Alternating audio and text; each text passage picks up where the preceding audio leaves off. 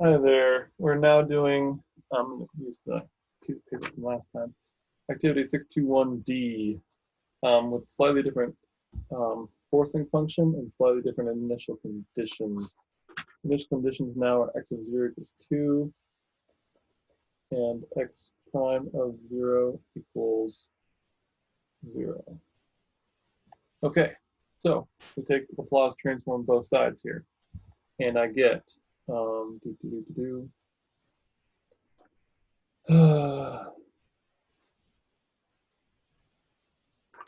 looking at last time, I'm going to get a s squared x minus s times 0.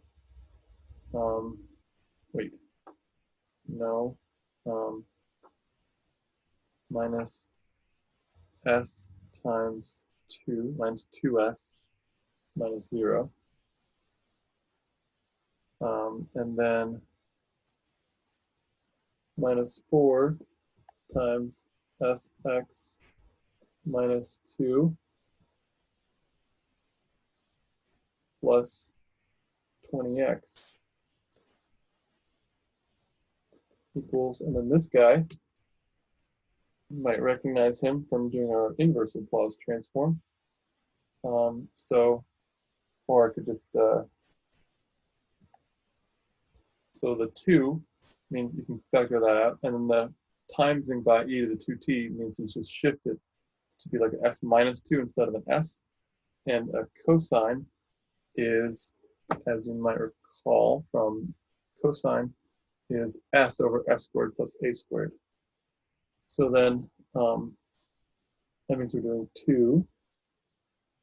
And then look at this, this would be s over s squared plus a squared, but instead of s, it's s minus 2 because of the exponential over s minus 2 squared plus a squared. Okay, now let's get to work. Oh, the algebra, it's overwhelming. So we've got s, I'm just going to factor this whole thing again because I've already done it, s squared plus 16 minus 2 squared times capital X, but I've got different other things. Minus 2s minus 4 minus 2 plus 8. Oh no. Did I mess up the negative on the last one? Oh, guys, I did. Okay, everything was right except last time, except that everything was wrong. The coefficients on my answer last time were wrong. I'll fix them sometime later. All the fundamentals of what I was doing was right. Oh man, negative times a negative is a positive, Ryan. All right, equals 2s minus 4 over s minus 2 squared plus 16. Okay. So add that over first. So you've got your s minus 2 squared plus 16 x equals 2s minus 4 over s minus 2 squared plus 16. And then adding it over is plus 2s minus 8 all over s minus 2 squared plus 16.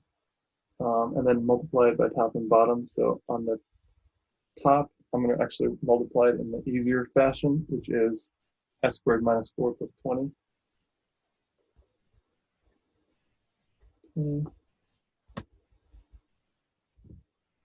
Okay, and then divide by the thing. So x equals 2s minus 4 over s minus 2 squared plus 16 quantity squared plus, holy cow, how many s squared terms? I've got, how many s cubed terms? I've got 2 s cubed terms. How many s squared terms? I've got minus 8 and minus 8. So minus 16 s squared. How many s terms? I've got positive 32, and I've got positive 40, so plus 72s. How many number terms? 20 times negative 8 is minus 160 all over s minus 2 squared plus 16, 20 squared. Okay. Oh, guys. So now I'm going to put my partial fractions knowledge to the test. Well, we got to add everything first. So x equals 2s cubed minus 16s squared. And I've got 72s plus 2 is plus 74s, and then minus 164 all over s minus 2 squared plus 16 squared. So x equals, and Laplace transform of that quantity squared. Honestly, I have no idea, guys. Let me pause real quick.